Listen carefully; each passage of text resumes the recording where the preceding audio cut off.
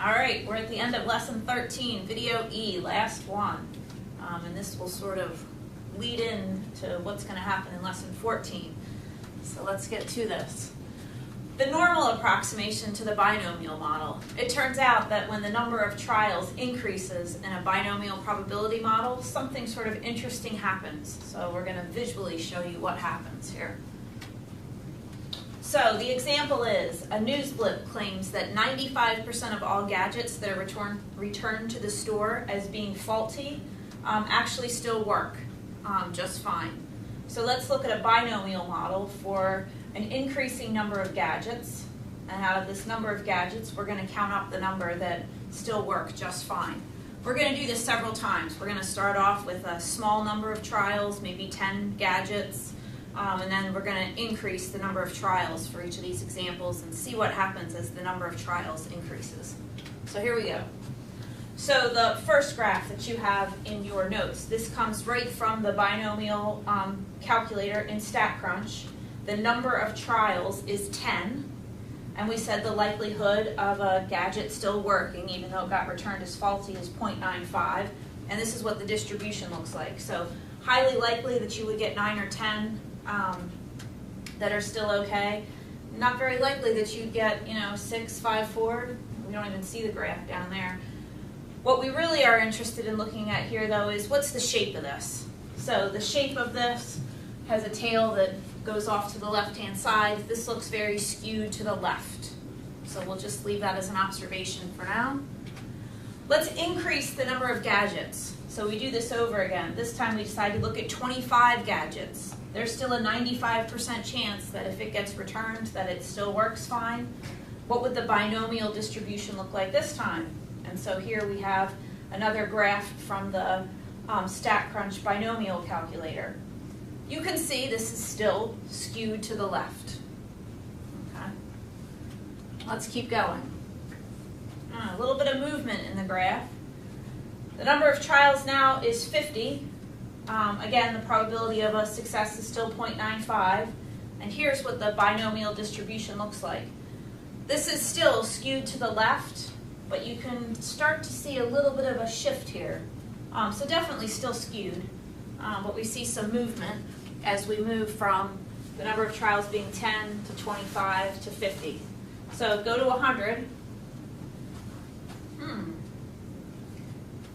Still a tail off to the left, but starting to get more of that familiar bell-shaped curve appearance here. All right, and you've got two more on the next page. If the number of trials is 200, this is what that distribution looks like. And finally, when the number of trials is 500, this is what that distribution looks like. So this is kind of fun to zoom through these.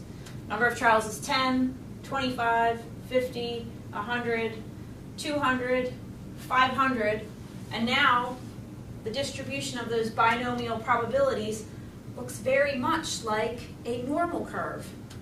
Now, not quite the normal curve. The normal curve is for something that's continuous. We can only have 470 gadgets that work okay, or 471. We can't get 470.5. But it turns out that the normal model is going to be a pretty good approximation for the binomial model when the number of trials is large. All right, so let's talk more about that. So how do we know when it's okay to approximate with a binomial? Clearly in that last example, when the number of trials was like 25, it would not have been okay. The shape was definitely skewed left. But when is it okay and when is it not? We'll get to more of this a little bit in the next chapter, but the normal model is going to work fairly well as long as a couple of conditions hold. We're going to call this the success-failure condition. As long as we can expect at least 10 successes and at least 10 failures. So out of all those gadgets, we need to be able to expect at least 10 that still work okay and at least 10 that do not. And so to check that condition is quite simple here. You need to make sure that n times p is at least 10. We can expect at least 10 successes. And that n times q is at least 10. We can expect at least 10 failures.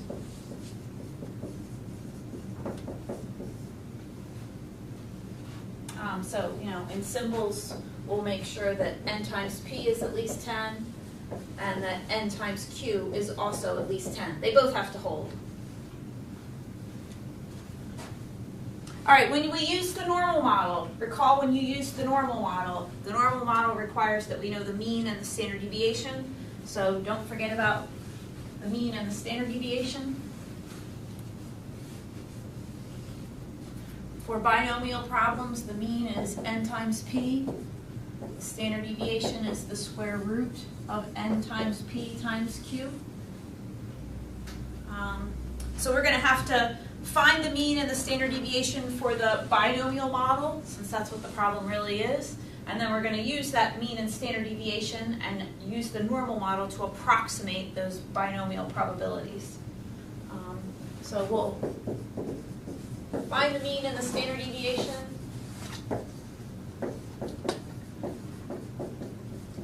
For the binomial model.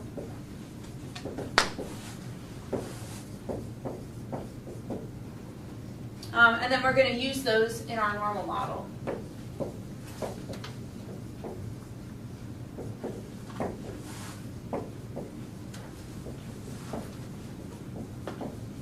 So you'll see, we'll do this in a minute.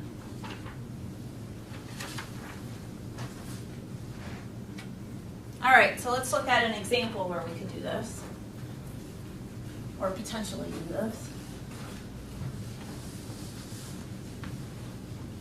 All right, suppose Walmart expects 1,000 returns during the month of January on gadgets. They expect 75% of the returns to actually be in working order. If we would like to compute probabilities for the number of returns that actually work properly, explain which model we would use, and give the parameters and the formula. Okay, 1,000 seems like a pretty big number of trials, but we do need to make sure, oh, I'm jumping ahead of myself to B. I'm still in A. In this one, it either works okay or it doesn't work okay. It got returned in working order or it didn't. So think about what the actual model is that this follows. There are two outcomes. We have a fixed number of trials. What happens with one gadget should be independent of the next. This is actually a binomial problem. So we should use the binomial as the actual model this follows. There are two outcomes.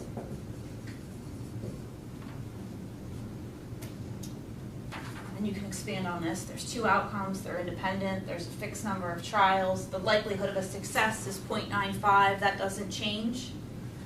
In this problem, the number of trials is 1,000. If we call a success that the item still actually works, then the probability of a success is 0.95. And the probability of a failure then would be 0.05. And if we use the actual binomial probability formula to find the probability of X gadgets actually still working, we would take 1,000, choose the number that we want to still be working. That right there you don't want to do by hand. Even your calculator will probably not like that. We would take the likelihood of a success, raise that to the number of successes, the likelihood of a failure, and if we have X successes, we would have 1,000 minus X items that truly were broken. And X has to be between 0 and 1,000.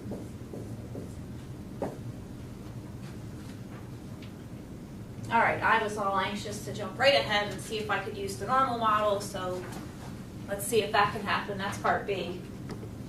Is it okay to approximate the binomial calculation by using a normal model? So let's see if it's okay, and if it is, we're going to use that approach to this problem. We need to make sure that we can expect at least 10 successes and 10 failures. So the thing that we have to check, that success-failure condition, is n times p at least 10, and is n times q at least 10. So n was 1,000, p was 0.95,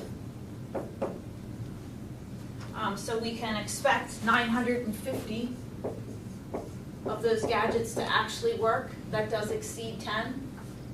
Can we expect at least 10 items to actually be faulty?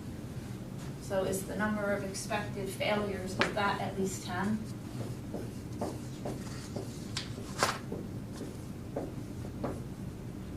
And it should kind of make sense that out of 9,000 or out of 1,000, if 950 we expect to work just fine, then the other 50 we expect to be faulty. So this is also at least 10. So that success failure condition checks out. Both of these have to hold. It can't be that one of them's bigger than 10 and the other one's not. They both have to check out. So we can use a normal model. And we're approximating, so we can approximate with a normal model.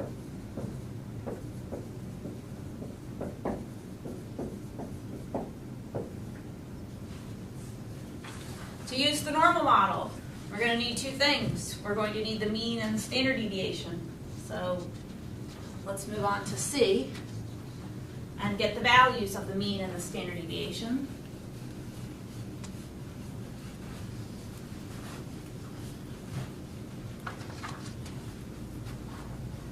All right, this really is a binomial problem where the mean is n times p.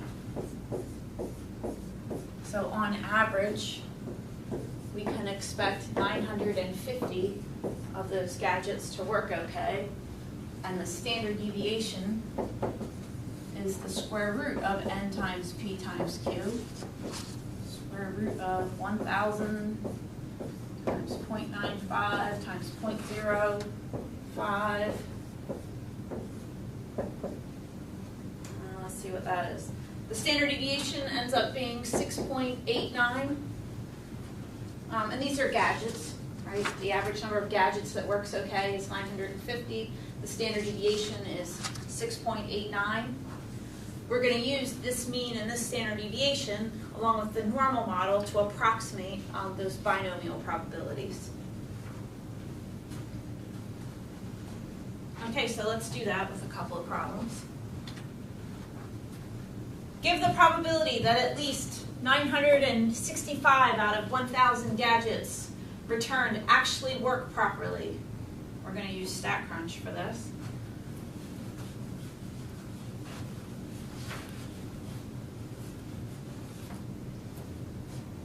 I'm just going to go right to StatCrunch. Things I want to write, we can put in the corner there.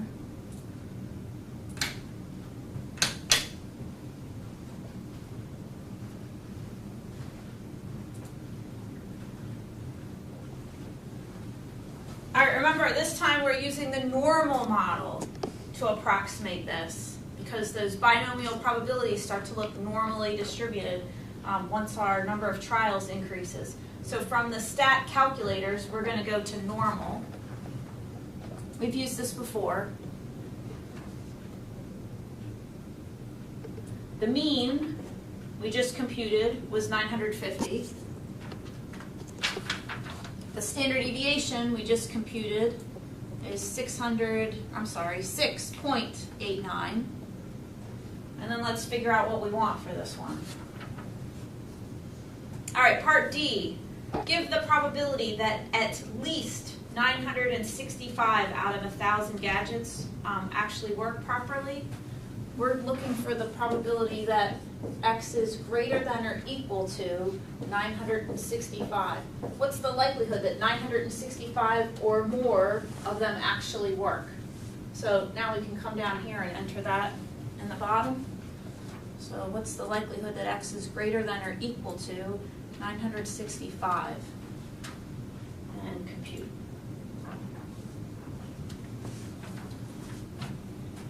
On average, 950 are going to work, so 965 is out in this right tail. We want the likelihood that at least that many work. You can see from your picture, that's not a very big tail out there. And so here's the answer. Here's our probability. Is about 0.0147.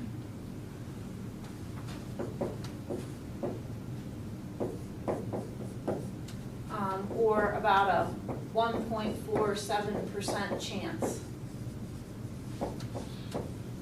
where you would have 1,000 gadgets and at least 965 of them actually worked. 965 or more of them worked. All right, we've got one more to practice with this binomial or normal model approximation to the binomial. I'm just going to read it. I'm ready to switch the slide. E says, give the probability that at most 940 gadgets work properly. Here's 940. At most,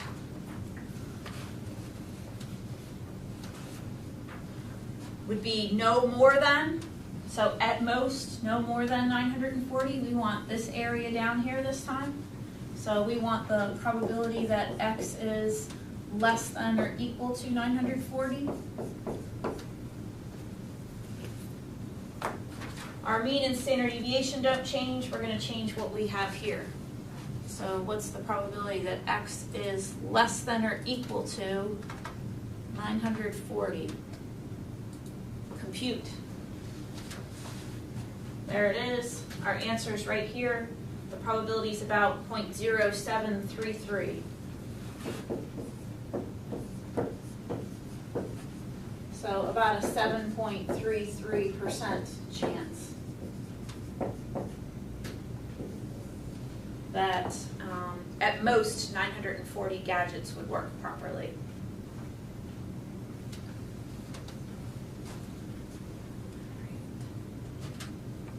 I actually think for F, I can almost use this stat calculator that we have up here. F says, give a range of values that describe an unusually low number of working gadgets. What would be an unusually high number of working gadgets? StatCrunch has added this nice 68, 95, 99.7 ticks button here. If I click that, this is my mean, this is my standard deviation. This is the problem I just did. I'm sort of counting that out here.